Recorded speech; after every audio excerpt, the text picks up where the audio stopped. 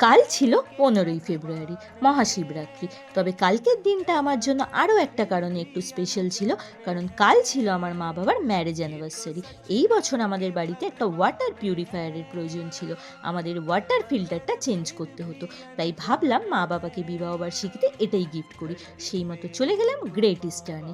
জানো তো, যে বাবা মায়েরা সন্তানকে নিজের পায়ে দাঁড় করানোর জন্য নিজেদের সব স্বপ্ন জলাঞ্জলি দেয়, সেই বাবা মার জন্য কিছু করতে পারলে সন্তানদেরও ভালো লাগে। যাই হোক, আমার একমাত্র আরাধ্য দেবতা হলেন স্বয়ং মহাদেব। তাই দিন শুরু করলাম মহাদেব এবং মা পার্বতীর আশীর্বাদ নিয়ে। শিবরাত্রি বলে কথা। তারপর রাতের বেলা মা বাবা আমি বোন আর তন্ময় গেছিলাম একটু বাইরে ডিনার করতে। আমরা গেছিলাম মাইকেল নগর ধাবায়, কারণ আমাদের পরিবারে এখন একজন নতুন সদস্য এসেছে, যাকে বাড়ির কাছে একমাত্র এখানেই সাথে নিয়ে যেতে পারতাম, কারণ এটা ছিল ওপেন এরিয়া। এই ধাবায় যে চাটা হয় সেটা খেলে আমার কখনো কোনো প্রবলেম হয় না, তাই আমি এই ধাবায় শুধুমাত্র চায়েরটা নিয়ে যাই। এরপর মা বাবার জন্য একটা কেক বানিয়ে নিয়ে গেছিলাম, সেটা কেটে একটু সেলিব্রেট করলাম। এরই মধ্যে আমাদের ডিনার সার্ভ হয়ে গেছিলো। ডিনারে ছিল বাটার নান, তন্দুরি রুটি, মাটন দো পেঁয়াজ আর চিকেন কষা। আর আমি যেহেতু চিকেন মাটন খাওয়া ছেড়ে দিয়েছি, তাই ছিল পনির বাটার মশালা।